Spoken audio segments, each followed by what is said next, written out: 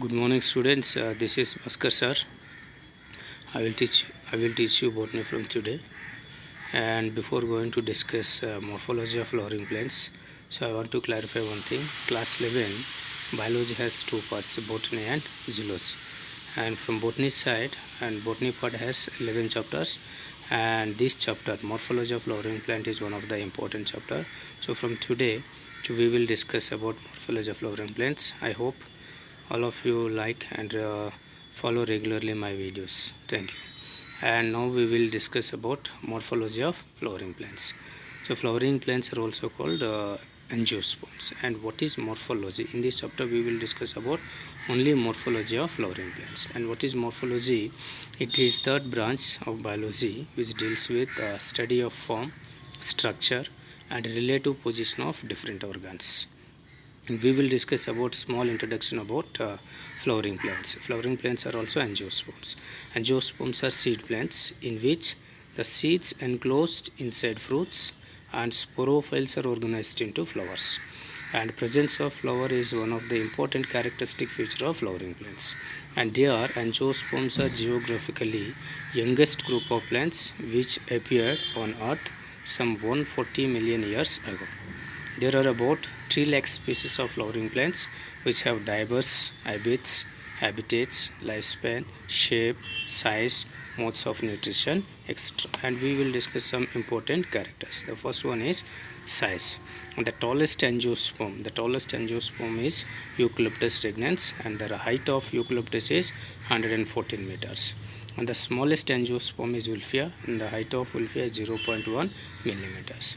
The largest angiosperm is Ficus bengalensis, and the common name is banyan. And banyan, it can occupy over 5.2 acres of land. So this is the largest angiosperm. And second one is habit. So what is habit? On the basis of way of growth and external appearance, plants are of three categories: herbs, shrubs and trees. Herbs, the plants have soft green stem which do not reach height of more than 2 meters. They can be annuals, biennials and perennials. Annuals, lifespan with one season, example sweet and rice. Biennials, so lifespan with 2 seasons. Radish carrot. Perennials, lifespan with more than 2 seasons, example canna.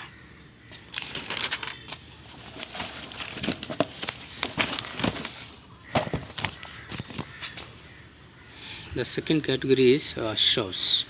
The stems are woody below and herbaceous above, and they are of medium height. They are also called bushes, example rice.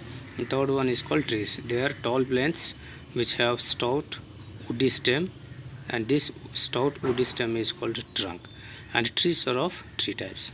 Some trees are called stem is called caudex or columnar, and in this type branches are absent, example date palm and coconut. Second one is excurrent. The main axis is monopodial and later branches remain comparatively narrow. They give cone-like appearance. And third one is deliquescent. After some distance, the trunk disappears and giving rise to two or more main divisions, and the crown has dome-shaped appearance, example mango. And third important character is lifespan. And what is lifespan? The period from birth to natural death of any organism is called lifespan.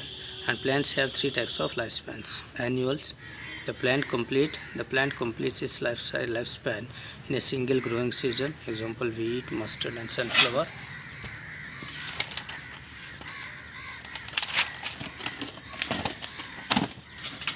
Next, biennials, the plant completes its life cycle in 2 growing seasons. Normally, a biennial plant grows vegetatively in the first season. During this period, it stores food. In the second growing season, it develops flowers and reproduces.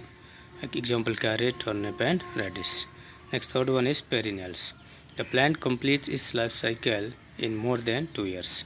Some of the perennial plants produce flowers only once after a long vegetative growth, and they bear fruits and then die. And they are called such perennial plants are called monocarpic perennials. Monocarpic, they flowered only once in their lifespan, example bamboo.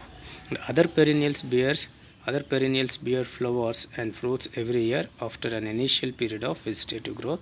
They are called polycarpic perennials, example mango and apple. And another important character of angiosperms is habitat.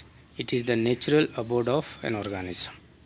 And based on habitat, angiosperms or flowering plants are different types. Hydrophytes. Hydrophytes are plants growing in aquatic conditions. Next, hygrophytes. They are plants growing damp and shady conditions. And next, mesophytes. Mesophytes are plants growing in land conditions. Xerophytes are plants growing in dry and xeric conditions.